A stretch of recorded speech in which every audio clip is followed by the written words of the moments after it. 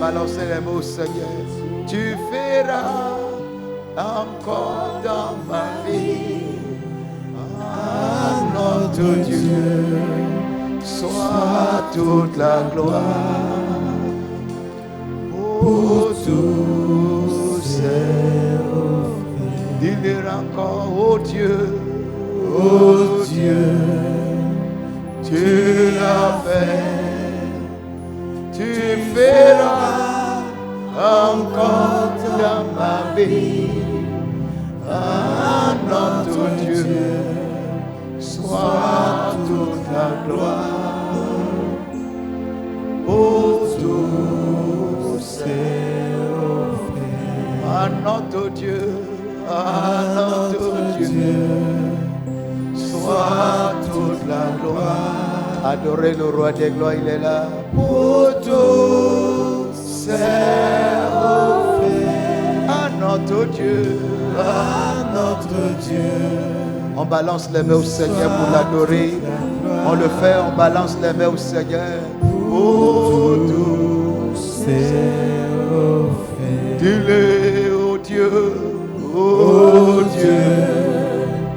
tu as fait, oui tu feras encore dans ma vie. À notre Dieu soit toute la gloire pour tous ses offerts. Oh Dieu, tu as fait. Je sens que tu feras encore dans ma vie. À notre Dieu soit toute la gloire. Adore le Seigneur du fond de vos cœurs pour tous ses offerts. Levez les mains au Seigneur. J'ai entendu cette parole pour quelqu'un. Je te placerai sur cette montagne qui trouble ta vie. La même situation qui trouble ta vie sera transformée à la solution de ta vie au nom de Jésus-Christ. Sur cette même montagne qui trouble ta vie, je te lèverai très haut et tu me célébreras au nom de Jésus-Christ. Quelqu'un dit Amen. Ovation de roi des gloires. Asseyez-vous. Asseyez-vous dans la présence de notre Dieu. Nous passerons à la délivrance tout à l'heure, à la prière et la délivrance. Le Seigneur nous a réellement bénis dans le premier culte et je sais qu'il nous bénira davantage dans ce deuxième culte. Mais bien avant ça, je vais vous enseigner sur la nécessité de se confier en Dieu. La nécessité de se confier en Dieu. La nécessité, le profit d'un homme qui se confie à Dieu. Quand un homme se confie à Dieu, quel est son profit? La nécessité, le profit et comment se confier en Dieu. Ces trois choses, la nécessité, le profit et comment se confier en Dieu.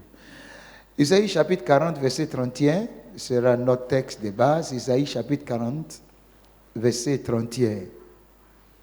La nécessité de se confier à Dieu, les profits de celui qui se confie à Dieu et comment se confier en Dieu. Isaïe 40, verset 31, je lis, mais ceux qui se confient en l'Éternel renouvellent leurs forces et prennent le vol comme les aigles et courent et ne se lassent point, ils marchent et ne se fatiguent point. Que Dieu bénisse sa parole.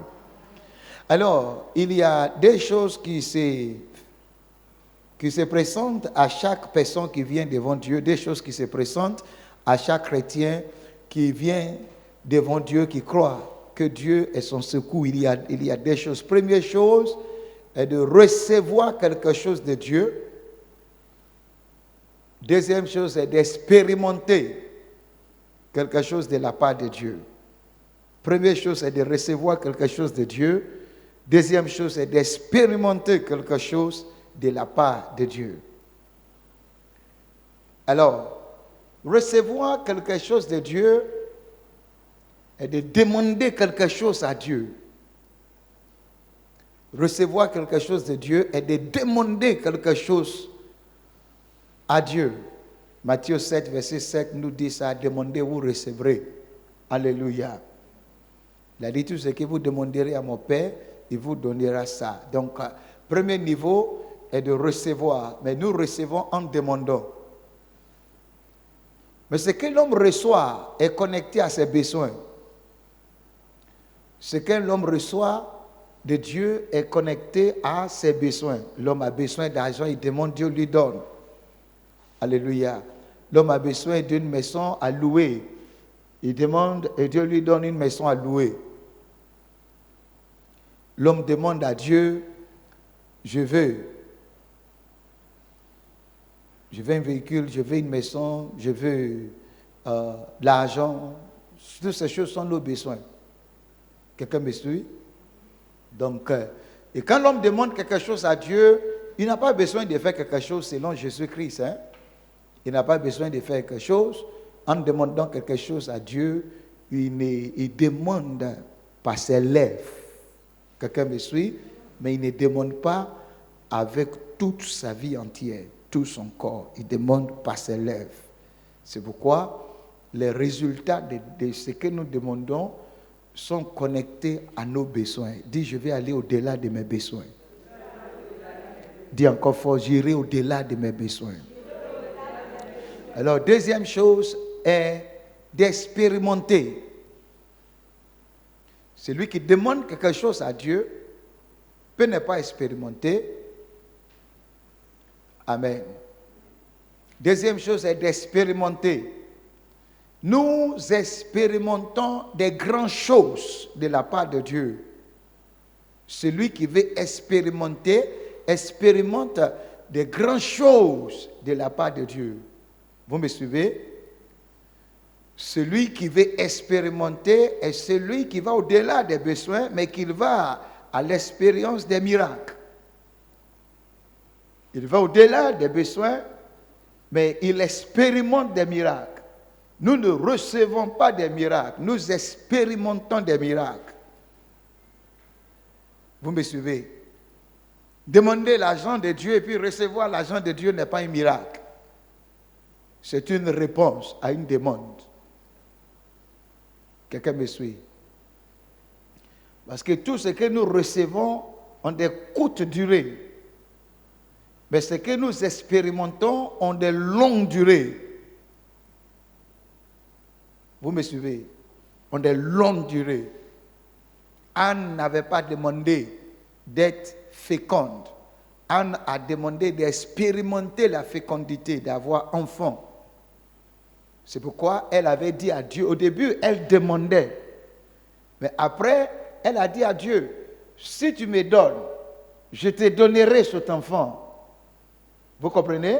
Cela veut dire qu'elle a son rôle à jouer. Quand nous demandons, nous n'avons aucun rôle à jouer. Mais quand nous voulons expérimenter, nous avons notre rôle à jouer. Vous me suivez? Expérimenter, prendre notre vie entière. Parce que quand un homme expérimente un miracle, ça ne l'affecte pas lui seul. Les résultats ne sont pas pour lui seul. Les résultats sont aussi pour plusieurs personnes. Une femme qui est enceinte, ce n'est pas elle seule. Une femme stérile, mais qui tombe enceinte et qui a un enfant, le résultat n'est pas pour elle seule. Vous me suivez? La joie de ce miracle n'est pas limitée à elle seule. La joie de ce miracle est aussi transférée à son mari, à l'enfant qui est né, alléluia, et aussi à tout son entourage. Donc un homme qui demande au Seigneur, donne-moi une maison à louer, c'est un miracle. Mais un homme qui demande au Seigneur, donne-moi une maison qui m'appartient, aide-moi à construire une maison. Quelqu'un me suit? Quelqu'un qui est propriétaire d'une maison n'a pas reçu la maison, il a produit la maison. Quelqu'un me suit? Mais quelqu'un qui loue une maison, quelle que soit la grandeur de sa maison, on peut lui dire de sortir à n'importe quel moment.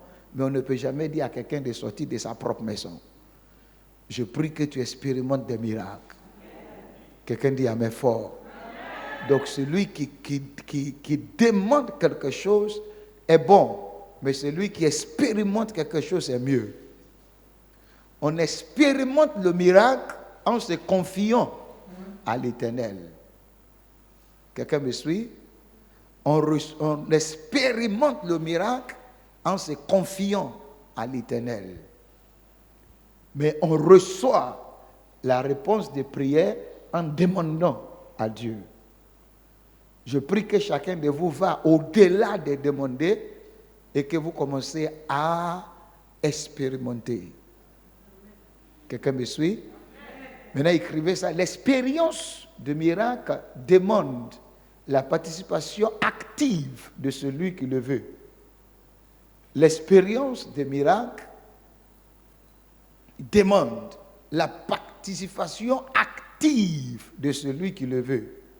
Par exemple, vous venez ici depuis, aujourd'hui va faire 3e mardi que certaines parmi vous viennent pour ce moment de délivrance des activités de la mort. Alléluia. Vous êtes tentés de participer. Mais il y a certaines personnes qui sont venues une seule fois. Par exemple, je dis à un jeune homme qui dit il veut un miracle. Je lui ai dit, ce miracle, ce n'est pas une demande. Ce miracle est une expérience. Quand je le recevais au bureau, et je lui ai dit, il faut que tu fasses 7 séances. Ça dit 7 mardis. Je crois qu'il a fait D et il a disparu. Quelqu'un me suit? Je lui ai dit, tu auras ça si tu peux. Regardez, ce qui est arrivé à Naaman n'est pas une demande. Au début, il était venu avec une demande. Vous êtes d'accord avec moi? Guéris-moi de la lèpre. Mais pour que la lèpre soit guérie, c'est transformé à une demande. Le prophète lui a dit, ce n'est pas une demande. C'est une expérience. Tout le monde me suit? C'est une expérience. Ton cas n'est pas comme le cas des autres. C'est une expérience. Tu dois te plonger combien de fois dans la rivière de Jourdain? 7 fois. C'est toi qui dois participer. Ce n'est pas l'homme de Dieu, c'est toi. Les miracles ne viennent pas par l'homme de Dieu. L'homme de Dieu est juste un agent pour concrétiser le miracle. Mais la personne qui participe, qui crée la plateforme du miracle est toi. C'est pourquoi j'ai dit, pour expérimenter un miracle, celui qui veut l'expérimente a 85% de rôle à jouer. 85% du rôle à jouer. L'homme de Dieu vient faire seulement 15% qui reste. Malheureusement, les chrétiens veulent faire 15% et ils veulent que l'homme de Dieu fasse 85%. Ce n'est pas la méthode dans la Bible. Est-ce que c'est le sacrificateur Élie qui a produit le miracle de Maman Anne? Je vais entendre. C'est elle-même qui a prié, qui a pleuré, qui a resté longtemps devant le Seigneur et qui a dit au Seigneur, si tu me donnes, je te donnerai un enfant. L'homme de Dieu est venu simplement pour dire en ce moment, l'année prochaine, tu auras un enfant. C'est tout ce qu'il a fait. La femme Sunem, on se souvient de ça, la Sunamite. Et ce n'est pas Élisée qui a fait son miracle. Élisée était juste un canal. Parce qu'elle avait déjà pris Élisée, lui a donné à manger. Vous êtes d'accord? Il lui a donné à manger à plusieurs reprises. Et quand il voit que ça ne produit pas de fruits, il lui a dit, je veux maintenant qu'on lui construise une maison. Elle a pris, elle a obligé, elle a encouragé son mari à construire une maison pour l'homme de Dieu. Aujourd'hui, on ne voit plus ça. Les chrétiens veulent Dieu t'est obligé. On ne dit même plus que Dieu t'est obligé. L'homme de Dieu t'est obligé. Mais pour qu'elle puisse avoir enfant, elle a construit toute une maison pour Dieu. N'est-ce pas? Quand j'ai étudié même comment elle a fait, elle n'a pas construit ça n'importe où. Elle a construit ça sur la partie la plus visible de la maison, sur les murs. Sur le mur de la maison. Et quand elle a fini, elle a meublé la maison. Elle a mis le lit, c'est ça? Elle a mis une chaise, elle a mis une table, elle a mis aussi une lampe. Elle a fait ça propre pour que l'homme de Dieu et son serviteur qui est assis puissent dormir dedans. Combien de personnes aujourd'hui qui peuvent faire ça, qui font ça? Voici pourquoi la chrétienté, tout le monde pleure. Tout le monde attend. Et vous allez voir, souvent 10 000 personnes sont dans un programme. Ils attendent un seul homme de Dieu de faire miracle de 10 000 personnes. Est-ce qu'on a une fois vu ça dans la Bible? Non, répondez-moi. On n'a jamais vu ça. La seule fois qu'on a vu une personne qui a donné miracle à 5 000 personnes, c'est la nourriture. Ce n'est pas bébé. Ou bien il a donné bébé? Hein? C'est la nourriture. Dès qu'ils sont finis de manger, et puis ce n'est pas plusieurs fois, c'est une seule fois qu'il les a donnés. La prochaine fois, quand ils sont revenus, il a dit, ça, ce n'est pas mon système. Tu as ton rôle à jouer. Lève la voix et dis, j'ai moi mon rôle à jouer. Dis avec la vie, j'ai mon rôle à jouer. Je suis en train d'éveiller votre esprit. Hein? Amen. Demandez, tout ce que vous demandez, les fruits de ce que vous demandez sont limités. Parce que les besoins ne transforment pas la vie de quelqu'un. Tout ce que vous demandez, les fruits sont des fruits des besoins. Mais les miracles que vous voulez, il y a votre rôle à jouer, il y a un prix à payer. Il y a un grand prix à payer. Un jour, un homme décide de devenir le roi, devenir le juge de toute une nation. Et il a dit à Dieu, si je vais et je remporte la victoire, je te donnerai la première personne qui va sortir de ma maison. Lui, il savait qu'il y a 2 personnes qui peuvent sortir dans sa maison, soit son épouse ou sa fille unique. Je t'offrirai ça en sacrifice. C'est pourquoi il a remporté la guerre. Il dit, vous avez votre rôle à jouer. Aujourd'hui, même les chrétiens veulent que le pasteur prie pour eux. Et même ne veulent plus prier. Il veut qu'on dise gêne là, il veut même pas. Combien de chrétiens qui gênent même? Les chrétiens ne gênent plus. Moi, je sais qu'on dit un homme de Dieu gêne, il souffre. Moi, quand je me suis réveillé ce matin, j'ai beaucoup de nourriture dans ma maison. J'ai envie de laper une parmi ces nourritures-là. Mais j'ai déjà reçu l'ordre de jeûner pendant 10 jours. J'ai déjà, le lundi, hier matin, j'étais broyé parce que j'ai fait 6 cultes le dimanche. Fatigué. Fatigué. Surtout que j'étais allé acheter le pain pour les enfants. Le pain là était chaud et puis le pain là est doux à manger. Oui. Quand je regarde le pain comme ça et je regarde, je dis non là, il faut te faire respecter. On t'a dit de faire 10 jours de jeûne. Mais tu vas voir quand il faut gêner, il dit non, tu sais. C'est pourquoi aujourd'hui, les incirconcis prennent le dessus sur nous. Quelqu'un dit amen? Lève la voix, dis, je payerai le prix. Je vais entendre ta voix, je payerai le prix. Donc, les miracles, vous pouvez écrire ça, les miracles sont réservés à ceux qui se confient à l'Éternel. Pas à ceux qui ont confiance. Avoir confiance à l'Éternel est connecté à la demande. Ceux qui disent confiance à l'Éternel, parce que Jésus-Christ a dit, tout ce que vous demanderez à mon nom, ayez confiance, il vous donnera. Ça, c'est au besoin. Quelqu'un me suit? Ça, c'est au besoin. Mais quand il s'agit de miracles, alléluia, il dit, ce type de miracle ne se produit pas si ce n'est pas la demande. Hein? Le jeûne et la prière, ça ne se vient pas. Tu dois participer activement. Participer activement. Parce que tu te confies à lui. Le mot confier à lui avait dit, fais ce qu'il t'a dit de faire. Amen. Fais ce qu'il t'a dit comment de faire. On viendra là-bas tout à l'heure. Regardons les fruits de ceux qui se confient à l'Éternel. Ésaïe chapitre 40. Les fruits de ceux qui se confient à l'Éternel. Genèse 40, verset 31. Je veux qu'il y ait des véritables miracles dans votre vie. Savez-vous que les chrétiens dans nos jours n'ont pas de véritables miracles? Hein? Vous ne savez pas? Dieu pouvoir aller besoin 1.13, c'est tout. Quand vous vous promenez à Abidjan, vous voyez des immeubles qui se construisent. Combien de chrétiens qui sont parmi ces immeubles-là? Dans mon quartier, je vois les gens qui ont tenté de modifier leurs immeubles. Et chaque fois que je passe, j'entends des cantiques que les gens chantent. Les chrétiens chantent. Ils les chantent comme ça avec les bras. Et ils sont en train de modifier la maison de quelqu'un, un incrédule. Donc, mais c'est là, ils chantent pourquoi? Ils sont tentés de vous utiliser comme le pays d'Égypte, comme les Égyptiens utilisaient les Israéliens à construire les pyramides. Changeons nos méthodes. C'est juste parce qu'on ne fait pas. Par exemple, on dit à un chrétien, on arrivera là-bas. Alléluia. Isaïe 40, verset 31. Vous y êtes? Si vous y êtes, même pour dire oui, là, vous ne dites pas. Vous y êtes? Ah, oui, nous y sommes. 31. Il dit, mais ceux qui se confient à l'Éternel, première chose, renouvelle les forces. Alléluia. Quand l'homme se confie à l'Éternel, Dieu lui donne la force pour réaliser des grands projets. Quand l'homme se confie à l'Éternel, Dieu lui donne la force pour réaliser des grands projets. Force là-bas, ce n'est pas des muscles. Dieu lui donne le revêtement surnaturel pour réaliser des grands projets. Le revêtement surnaturel pour réaliser des grands projets.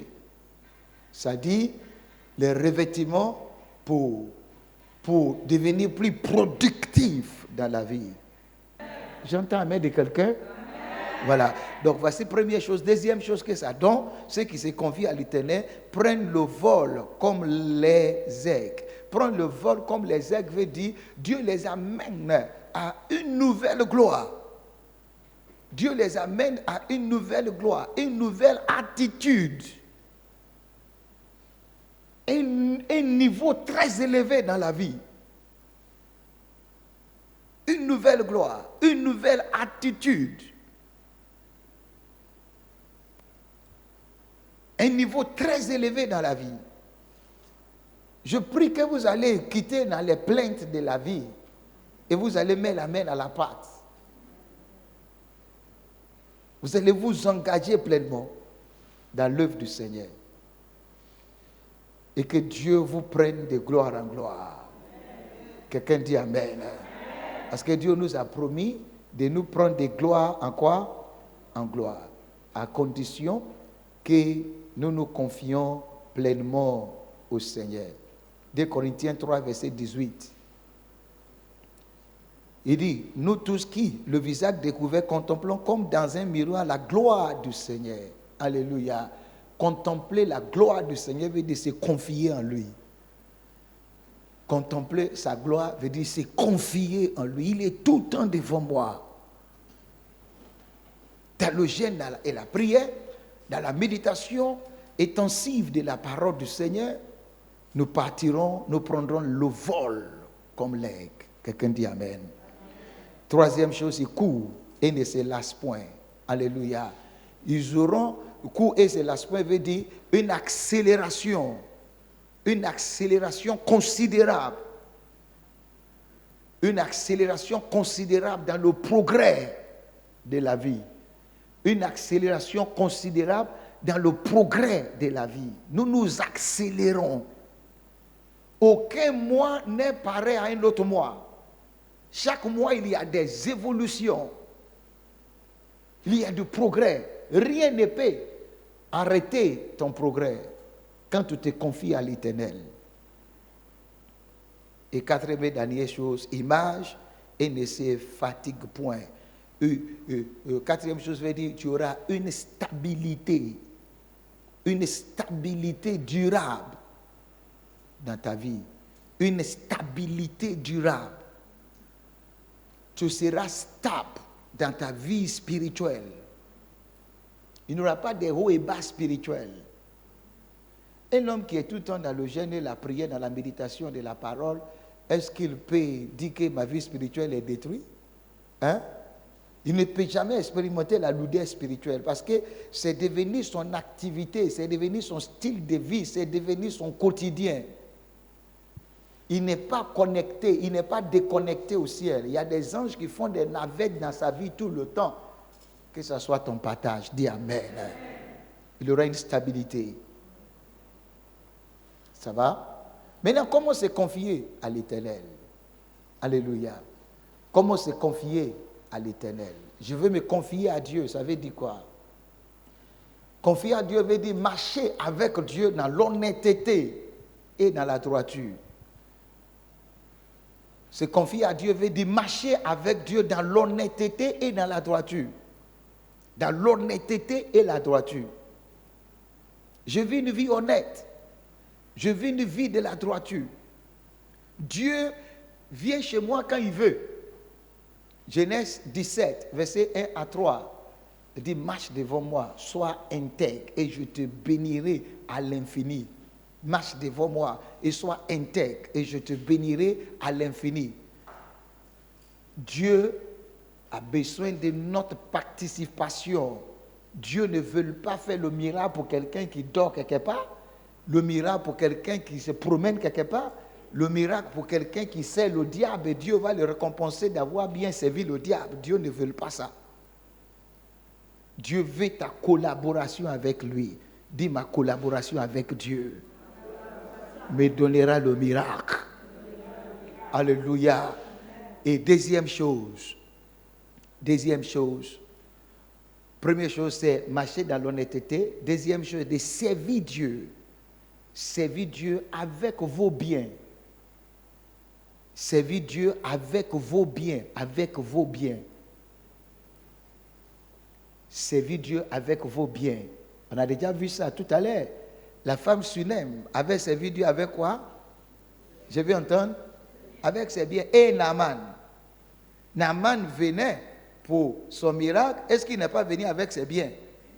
Les chrétiens sont les seules races qui viennent à l'église et qui gardent les millions dans un compte, les 500 000 francs en bas de leur tête d'oreiller. Alléluia.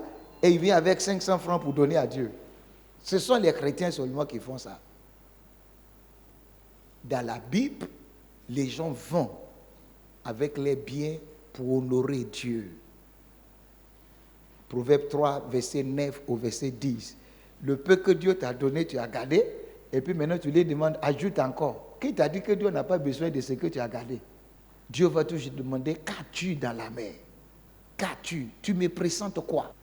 Servez Dieu avec vos biens. Alléluia. Par exemple, quelqu'un qui paye sa dîme est tenté de servir Dieu. Vous ne savez pas? Il dit, apportez toutes les dîmes à la maison des trésors pour qu'il y ait à manger dans ma maison. Dieu veut qu'il y ait à manger dans sa maison. Donc, la seule chose qui peut donner de la nourriture dans la maison de Dieu, c'est toi, ta dîme. Il dit, vous verrez si moi, je n'ouvrirai pas les écluses des cieux. Mais les chrétiens sont rusés, on se lève, on dit, Seigneur, je donne. Toute puissance des ténèbres qui ferme mes yeux, ouvre ça. Le type t'a dit, si tu apportes ta dîme, moi-même, je vais aller le voir pour lui dire, ouvre ça. Malachie 3, verset 10, apportez vos dîmes. Les chrétiens disent, nous garderons nos dîmes, mais toi-même, tu vas ouvrir. Parce que je suis chrétien. Et il t'a dit, c'est moi qui t'ai conçu. Si vous êtes docile et si vous avez de la bonne volonté, je vous verrai manger les meilleurs fruits du pays. Isaïe 1, verset 19. Honorez Dieu avec vos biens. Donnez des choses de qualité à Dieu. Surprenez vous-même. Qu'un jour tu sois surpris que tu as donné, toi, ta voiture, tu as donné ça à Dieu. Ah, c'est moi qui donne ma maison à Dieu. C'est moi qui donne ma voiture à Dieu. C'est moi qui donne mon salaire à Dieu. C'est moi qui donne tous mes revenus à Dieu. C'est moi. Il faut que tu sois étonné. Mais toi, quand un homme de Dieu te dit, toi, envoie 50 000 francs, mais c'est l'escroquerie. Tu sais, tu connais Dieu même. Hein? Est-ce que toi, tu penses que tu peux donner ce que Dieu veut? Je ne sais pas si quelqu'un me suit. Hein? Souvent, quand tu prends 100 000 francs à leur donner là, ce n'est pas ce que Dieu veut. Dieu veut que tu donnes. Dieu ne va jamais te dire de donner ce que tu es capable de donner. Non. C'est que toi, est-ce que Abraham est capable de donner son fils unique? Donc, servez Dieu avec vos biens. Vous me suivez? Et troisième chose, apprendre à glorifier Dieu dans les louanges, dans les adorations.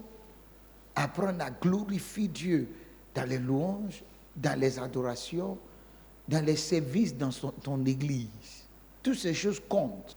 Dans les services, dans les louanges, dans l'adoration, dans les services dans ton église. Toutes ces choses comptent.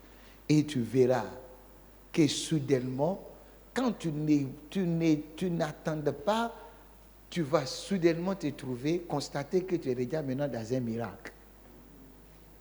Quelqu'un me suit? Et puis tu vas dire, mais je suis étonné, hein? Oui, tu as payé le prix. Alléluia. Et Dieu va vous aider. Quelqu'un dit Amen. Mais ce matin, nous allons nous lever, et tout à l'heure, vous allez vous lever tout à l'heure, et nous allons prier contre les choses qui nous empêchent, quelqu'un me suit, de jouir de ce que Dieu nous a promis. Vous me suivez? Et aussi, il faut que je dise ça pour ne pas que vous oubliez, quelqu'un qui se confie à l'Éternel est celui qui obtient la délivrance. On expérimente la délivrance. Ces esprits coriaces-là, il y en a 4 parmi eux qui sont allés fatiguer David. David dit, j'ai crié. Ou bien il n'a pas dit ça? Hein? Il dit, j'ai crié. Ah non, depuis ce jour que j'ai vu ça là, au verset 7, Psaume 18, verset 7, il dit, dans ma détresse. C'est-à-dire quand des esprits l'attaquent. Une femme qui est célibataire ou bien célibatrice, est-ce qu'elle est dans la détresse? Je vais entendre. Même si elle est possédée, est-ce qu'elle est dans la détresse? Elle est dans la détresse. Une femme stérile est dans la détresse. Et c'est toutes ces choses-là qui provoquent la détresse. Là. Regardons verset 7. David, il dit, dans ma détresse, j'ai invoqué. Ils ne l'ont pas répondu quand il a invoqué. Invoqué là, c'est demander. C'est ça, non? Maintenant, il dit, j'ai changé ça là. Il a dit quoi? J'ai crié à mon Dieu. De son palais, il a entendu ma voix et mon cri est parvenu devant lui à ses oreilles. C'est là-bas on a vu que Dieu a des oreilles. Alléluia. Donc, premier qu'on a déjà touché, ce sont les liens de la mort. Deuxième, les torrents de la destruction. Aujourd'hui, nous parlerons des liens de la... Comme là, les liens du sépulcre. Les liens du sépulcre est différent des liens de la mort. Au fait, où ils sont mis liens là-bas, ce sont les cordeaux. Les cordeaux. Les cordeaux du sépulcre. Les cordeaux du sépulcre. Maintenant, écoutez bien. Les cordeaux du sépulcre sont différents des liens de la mort. Amen. Quand un mort est mort, on le met où? Hein? On le met dans une tombe. C'est ça, non? Maintenant, dans le cimetière, il y a combien de tombes? Hein? Donc, toute la collectivité de toutes ces tombes-là est ce qu'on appelle sépulcre. C'est l'endroit qui regorge plusieurs morts. Et c'est là-bas qu'on appelle le séjour des morts. La demeure des morts. Vous le voyez comme ça, entassé, entassé, entassé, entassé. C'est pourquoi je bénis le Seigneur qu'il n'y a pas beaucoup de personnes qui sont mortes de Covid en Côte d'Ivoire. Ceux même qui sont morts là, ils les sont enterrés dans les... Mais chez les Européens là, ils les sont tous entassés. Ça, c'est un grand problème, ça. Pour eux. Au bout de 7 ans, ils vont commencer à avoir problème avec ça. Mais nous, Dieu a amorti ça. Acclame le Seigneur pour ça quand même. Amen. C'est pourquoi quand les gens veulent retarder une nation, le diable envoie la guerre, on tue les gens massivement et puis on les enterre massivement et les années qui suivent, le pays aura des problèmes. Parce qu'un mort qui est mort est connecté à un vivant dans sa famille. Donc, écrivez ça. Les cordeaux de mort sont des liaisons entre les vivants et les morts. Les cordeaux de mort sont des liaisons entre les vivants et les morts. Le mort, lui, il est parti. Amen. Lui, il est parti. J'ai vu ça en Sierra Leone. Quand j'étais allé faire les funérailles de ma belle-mère. Quand ils sont finis de l'enterrer, il y a un habit, un pain qu'ils sont pris pour l'enterrer. Donc quand ils sont finis de l'enterrer, ils ont dit au plus petit. Amen. Je n'ai pas encore eu l'opportunité de faire la délivrance du plus petit là, parce que ce qu'il a pris là, ce n'est pas bon. Amen. Ils ont dit au plus petit de prendre pain là. C'est-à-dire dès qu'ils sont finis de verser sable là, il a pris par lui, ne regarde pas derrière. Ne regarde pas derrière. Cours avec ça, allez jeter ça. Malheureusement, ce n'est pas pour aller jeter dans la forêt, c'est pour aller jeter dans la ville. Vous comprenez? Cela veut dire que la liaison est établie. Vous me suivez? La liaison est établie. J'aurai le temps même d'aller en Sierra Leone pour aller faire la délivrance de toute ma belle famille. Amen. Le cordon de la mort relie l'homme à ceux qui habitent dans le séjour des morts. Il est relié avec ceux qui habitent dans le séjour des morts. Quelqu'un me suit? Les cordons de la mort servent, écrivez ça, les cordons de la mort servent comme un moyen de connexion entre les vivants et les morts.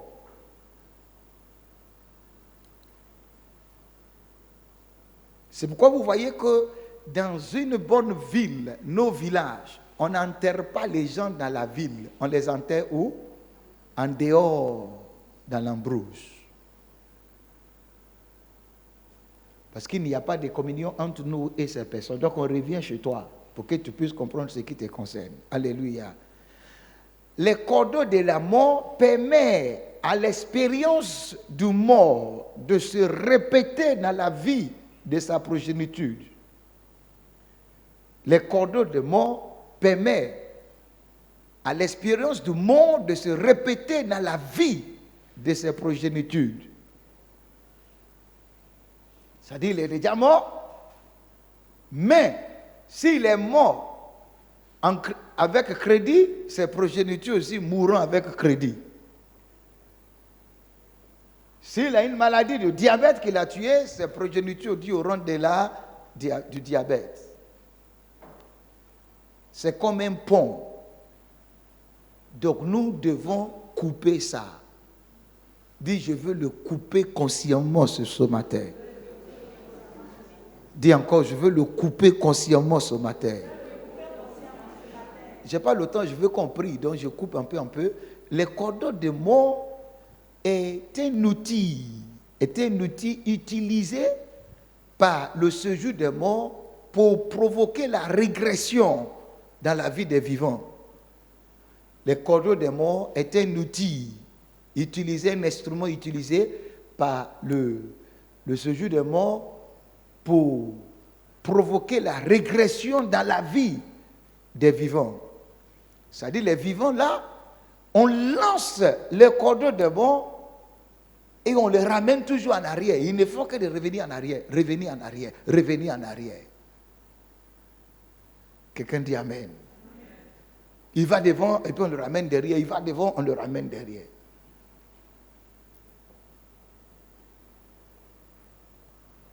Donc prenez ça. Le cordon de mort est un moyen utilisé par le diable pour maintenir l'héritage de la mort dans la vie de leurs victimes. Maintenir l'héritage de la mort dans la vie de leurs victimes. Cet héritage de la mort là, on maintient. Tu ne revivras plus la vie de tes parents. C'est pourquoi quand quelqu'un meurt et la personne est connectée à toi, après les funérailles, reviens pour qu'on te dissoucie de la personne. Quelqu'un me suit? Dans le livre d'Ecclésiaste, chapitre 12, vous allez voir autour des versets 18 ou bien verset 15 comme ça. On dit quand les cordons sont brisés. Les cordons sont brisés. Donc quand tu vois ton frère décède, prenez-vous tous la famille qu'on vous déconnecte de lui. C'est ça que l'Église doit faire, mais l'ignorance nous tue. Ton papa décède, tu finis les funérailles, on doit te dissocier, et puis c'est facile. Ton grand-père, ta grand-mère, ta maman, ton père, ou bien ta femme, ou bien ton époux, ton enfant, doit vous déconnecter. Un homme de Dieu doit vous déconnecter. Parce que le diable profite de nos ignorances pour nous frapper. Quelqu'un dit Amen. Et ça va vous aider. On va prier. Levez-vous, levez-vous. À cause du temps, il y a une autre vague qui doit rentrer. Amen. On va prier. Soit on prie et Dieu les dissocie de nous. Vous imaginez si quelqu'un est environné, parce que le mot que David a dit là-bas, c'est fort. David a dit, il dit, les liens de la mort m'avaient comment entouré. Les liens là-bas, c'est cordeau.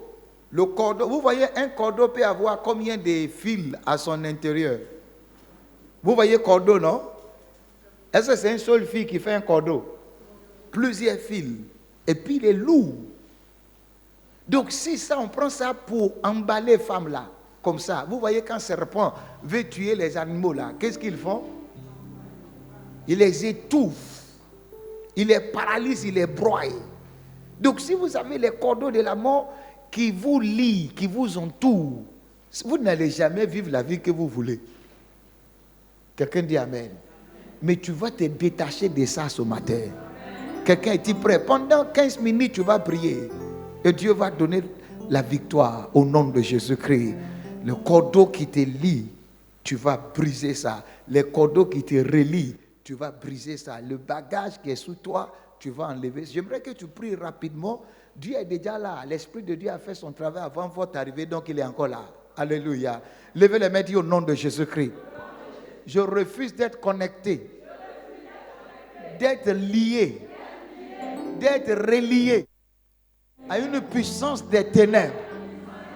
Je sais que je viens d'une famille, mais je ne suis pas obligé de vivre les vies.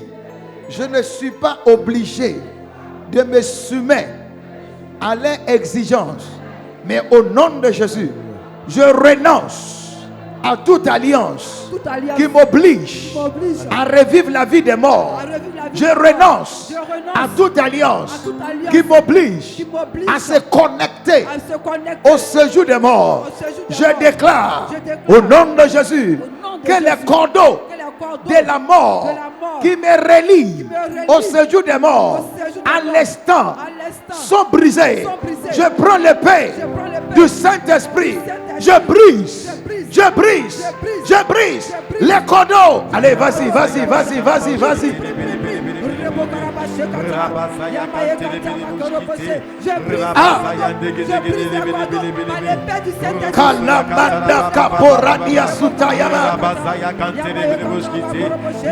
Allez, brisez-les. Vas-y. Tu auras des résultats, tu auras des bons résultats. Avec cette prière, tu auras une expérience glorieuse. Mentionne le nom de ta famille, le nom de ta grande famille. Mentionne. Va dans ton village, va dans ta région, va dans la cour familiale.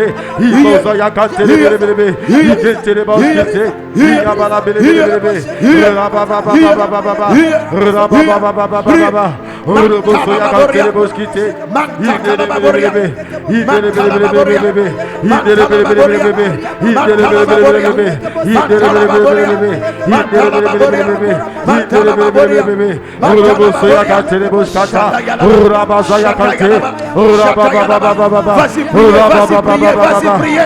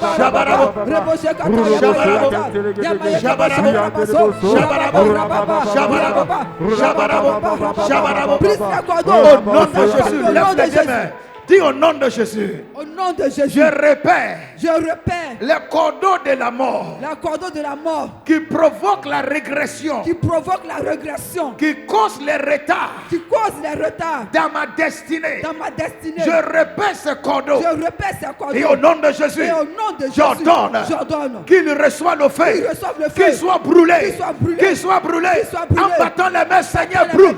Brûle. Ce cordon. Consume-le par le feu, Saint-Esprit.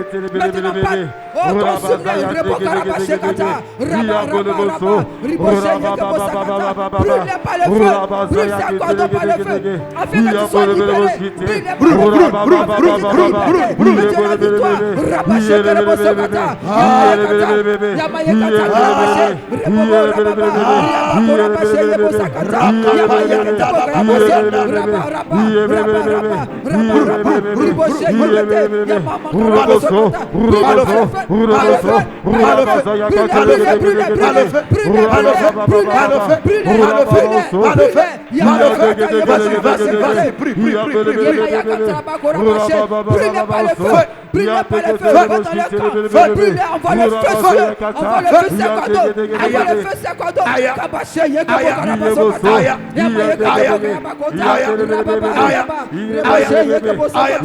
Je dis pas les mains, quelque chose c'est pas. Quelque chose c'est pas.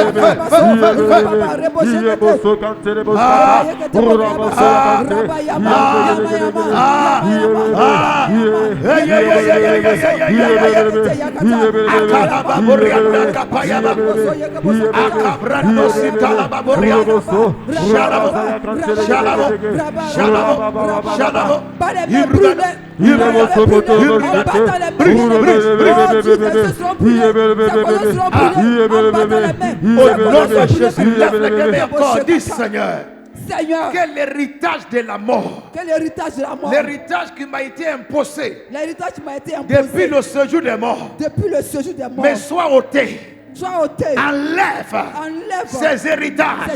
En battant les mains, Seigneur, enlève l'héritage de la mort. L'héritage de la mort.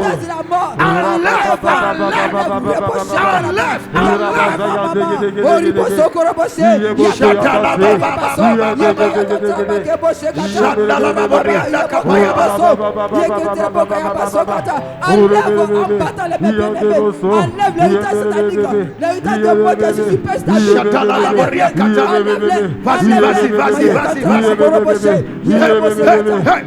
L'héritage de la mort qui t'a été imposé, que le Seigneur l'enlève. Lève les mains, lève la voix, prie, prie, prie, prie, prie. Je ne suis pas le transporteur, je ne suis pas le récipiendaire des héritages de la mort, de ma famille. Je le refuse, je le refuse, je le refuse. Je le refuse, je le refuse, je le refuse, Jésus. Au nom de Jésus, je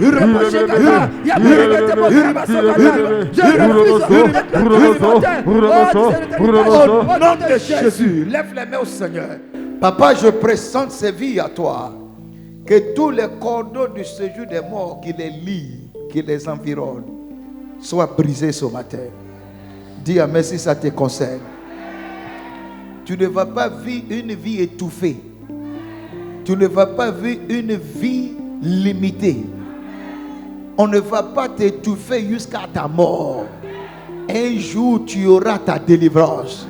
Et ce jour sera ce jour au nom de Jésus-Christ. Tu auras ta délivrance.